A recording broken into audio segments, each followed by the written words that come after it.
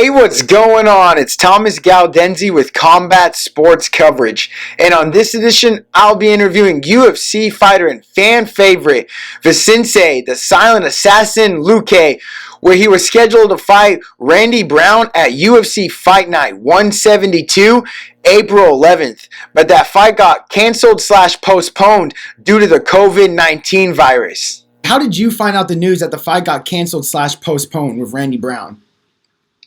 Hey, first of all, thanks for having me. And the first time I knew it was when Dana White spoke on ESPN and said about the next three events were going to be canceled, and they were focusing everything on 249. So at that point, I realized that my event was one of those. So I talked to my manager, and he confirmed that, yeah, that was going to happen. So for now, what I believe is my fight is postponed. I don't know if I'm going to fight the same opponent, but that's what I believe is going to happen. And as I'm keeping myself ready, training at home, keeping shape so that whenever they give me the opportunity, I'm ready to go. Yeah, that's what we had last week on the show. We had Nico Price. I thought the event was canceled. When you look online, it says canceled, but he was also saying the same thing about it being postponed, that he thinks the fights are also going to happen and everything just on a later date. And how did you see that fight playing out with your opponent, Randy Brown? Did you see yourself winning by a TKO, a knockout, a submission, or was this going to be an all-out war? I thought it was going to be an interesting fight, especially because he's a tall guy. He knows how to use that length, and he likes to wrestle a little bit. So I thought, I believe that I could get the knockout against him, but I don't think it was going to be like a quick fight. I think it's going to be a later fight. And I say that because I still believe the fight's going to happen. So I think when we face each other, it's not going to be that fight that I'm going to finish early. I'm going to have to work my way with him because he's a tough kid. But definitely, I believe that I can win. I can beat him. And how was your training camp going so far leading up to that fight? Oh, it was going great. I mean, weight is on point, going down slowly. Now I'm keeping it at what I am. And, I was at that point where we were going to get to the last 4 weeks where I just was going to really push the pace and have all the training get intensified. So I was feeling really good and really confident. But at the same time, with everything that is going on, I understand that we got to focus on getting safe. If we can make the fights happen, that's great. But if it's not possible, we just have to do what we can do at home and stay safe. And did you think maybe your experience level inside the octagon with fighting so many big names, do you think that was going to be a big factor in this fight of Randy Brown? Randy Brown is a good fighter. He's fought a lot of guys in the UFC, but he hasn't really fought guys, I feel like, at your skill level. You fought guys, like Stephen Wonderboy Thompson, high-level competition. And a lot of the other guys that have beat him, like Nico Price and Muhammad, you've beat those two fighters, and they have actually beat him. Did you think that was going to play a factor in this fight? Yeah, I definitely think so. I think that experience, everybody can, it's always something good to have on your side. So I believe that I had that on my side, not only in the UFC, but before that, I've been fighting since 2009. So I got a lot of experience on my side. And I think that would play in my favor. And, I just have more time in there. I know how to react in different situations. So I think that's going to be an advantage for me. And you're a finisher inside the octagon. You have 17 wins, and 15 of those wins come by finish. You have 9 TKO/knockouts and 6 submission wins. What do you prefer to win by? Is it a knockout or is it a submission win?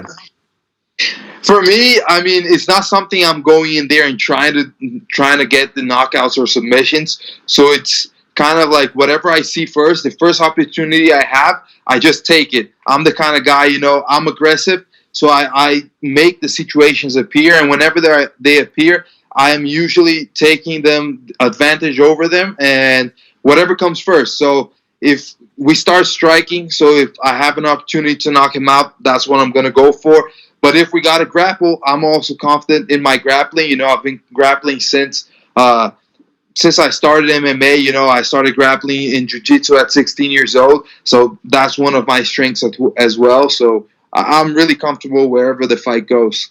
And that's one reason why I'm a huge fan of yours. You're so well-rounded. I love guys that can mix it up, that aren't just strikers, that aren't just submission guys. You pull off crazy submissions. You've also pulled off crazy knockouts. And that was one reason why when you were on The Ultimate Fighter, I always thought you were the dark horse of that show. I was really cheering for you to win it. And in that season of Ultimate Fighter, you were in the American Top Team versus Black Zillions. And one of your training partners and also a competitor on that show was Kamaru Usman, the current 170-pound champion. Is that a partner? Do you guys still train together and everything like that, or? Yeah, we definitely train together. I spend most of my time in Brazil, but whenever I'm in Florida, that's where I go train. I go train with the guys at Hard Knocks, with Henry, Gilbert, Kamaru. So whenever I have an opportunity to train with him, I do that. And it's always good to have, that inside look on the champion. I mean, he's a champion for a reason. He has been working hard, evolving his game, and he's beat most of, the top competition. So if I have the opportunity to train with him, it's always something great, and I feel like I improve much more. And is that a fight that you feel like if they offered you the title, was that a fight you might be interested in, or were you guys are too good of friends or something where that might, stop you from taking the title fight? No, we've talked about it, and, it's something that I think both of us are okay with, especially because we're good friends, but we're professional and we're competitors. So it's like if we fight when I'm there, we're always fighting and sparring. So it wouldn't be much different in fight night, So for us, it would be a great opportunity, especially because both of us would be fighting for the number one position, that is the championship fight. So it makes sense, and we would just go in there and have fun. Definitely. I think it'll be a great fight. I hate seeing teammates fights, but if it's for the belt, it's going to happen sooner or later. You're climbing the ranks. You're getting right there. So, that might be a fight that's going to happen down the road. And I got to ask you, looking back on all your UFC fights, to you, which one is the most memorable win or moment inside the octagon? It's got to be me against Barberena. I think that was one of the toughest opponents, in the sense that he brought it, and it was tough to put him out, He kept on coming through all the rounds. He dropped me in the first round. I got his back. I thought I was going to submit him. I didn't submit him. I gassed out a little bit because I put a lot of power on that on the rear naked choke. Then I changed to the Darce choke, used a lot of power on that as well, and didn't finish. I had to dig in and go into my heart, and really, I had to put all I had on that fight for me to get the win, and I was able to knock him out with 6 seconds to end the fight. And I wasn't sure I was going to take that fight on the points, on the scorecard. So I think that's definitely a memorable fight for me. I definitely recommend everyone go back on UFC Fight Pass. Go check out that fight. That was an action-packed fight. Definitely a great fight to watch. And a lot of people, don't let Barberena's physique fool you. That guy was a hype killer at that time. He was taking out all these people's hypes, and, you got that finish over him, which is awesome. And so I got to ask you, of all this COVID-19 stuff going down, everyone being locked down, what have you been doing to stay busy, to stay training and, getting ready for fights? Yeah, what I have all my coaches. So my kickboxing coach has sent me some things for me to work on. I have my strength and condition coach also send me some work, and I do a lot of movement training. So we have some guys here in Brasilia that are specifically work with movement, and they have a lot of good drills, and I've been working on that, just to keep my mobility, keep my body healthy, and stay in shape. Athletes, we cannot be just in vacations and getting fat.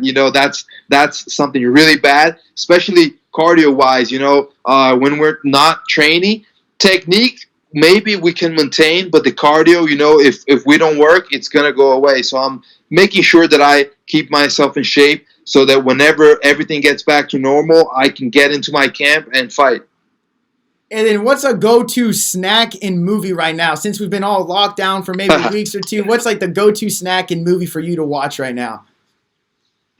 Man, popcorn is always good, but I like to cook a lot. So whenever I have the opportunity, I bake bread. I've been doing that for about maybe 2 or 3 months now with sourdough bread, and I love to do that. So whenever I get that with a little bit of butter or some steak, it could be the steak from lunch. I just heat it up at night, put it on the bread, and it's really good. It sounds good. I'm Italian, so I love bread, man. So you gotta be careful with that stuff. Good. That's awesome. You make it. So on the show, I always play a little game with my guests. I just ask a little trivia, a couple UFC trivia questions. We just like to see how many you can get right. It's only 4 questions, but here we go. So for the UFC trivia game, first question right now is, who was the first UFC heavyweight champion of the world? I think Mark Coleman. Yep, you're right. Yep, It was Mark Coleman versus UFC Dan Severn at UFC 1997. And then Nice. who won the Ultimate Fighter Season 3? There's 2 winners. Season 3. Man. That's going to be a tough one. I don't know. I have Rashad Evans, but I think he was Season 2. Yep, Season 2 for sure. Yeah. So, I don't know. I don't remember. I'm not going to remember that one. Michael Is Diego Bisping. Sanchez on that one? Diego Sanchez Season 1. It was Michael Bisping and Ross Pearson for Season 3. Okay. Yeah, I don't recall that one that good. And then what year did the UFC partner up with ESPN? That was, I think, 2019. That's when it started. Yeah. Yep, 2019. Yep, good one. All Cool. right, so far you're 2-1. And then for the 4th question, last final question, who was the first 2-weight champion? 2-weight champion, meaning at the same time or not? Not at the same time. I think it was Randy Couture. Yep, good call. Yeah, Okay. Man, I would have got that wrong if you didn't throw that last piece in there. Yeah, it was Randy Couture. Good call. So yeah, Cool. you did good, man. That was better than a lot of the other people I have on. So that was good. You did 3 out of you got 3 right, 1 wrong. Awesome, congratulations. Cool, man. I'm a big UFC fan, so I got to know these things. Exactly. And I got to ask you, this COVID-19, and everyone is talking about UFC 249. That's the fight that's supposed to happen. But lately, a lot of news is coming out about Khabib saying he might not be able to fight. We all hope he does fight. But what do you think deep down? Do you think that fight card is going to happen, or do you think that fight's not going to happen? Man, I really hope it does happen, especially because I think the UFC is making sure that they can do it in a safe manner. And I think people at home they want some kind of sport they can watch, and especially MMA fans, they want to be watching the fight. And I think that MMA is the kind of sport that can happen with all this going in a safe way, and just keep people at home, keep people entertained and safe at home. And all the fighters, we're making sure that we train also in a safe manner. So I think the UFC hopefully can make that happen, and I'm going to be excited if it happens. I agree. I hope it happens. I think they would be a great pay-per-view. I think a lot of people would buy it just because there's nothing else on TV. And if that fight does happen, who do you think would win out of Khabib versus Tony? I think it's going to be a tough fight. It's not going to be an easy one, and action-packed for sure. But I don't see Khabib losing right now. I think he's just too dominant. I definitely would have him as a winner, but I don't think it's going to be an easy fight. Yeah, I think it's going to be a great fight. I cannot wait for it, and I hope it happens. And before I let you go, do you got any special shout-outs to any sponsors or any last words to your opponent or fans? Oh, just always thank everybody that helps me, all the guys in Florida whenever I'm there, at Hard Knocks and Sanford MMA. I also thank the guys here in Brazil, Serrato MMA, and all the people that support me, and especially the fans that are really the people that are behind my back and push me in every single fight. And thank you as well for having me in the show. Awesome. Well, everyone needs to make sure to stay tuned and see if Vicente Luque will be fighting hopefully sometime soon. Yeah, hopefully, man. Please hit that like and subscribe button below, and make sure to follow us on all your social media accounts. Well, until next time, my friends.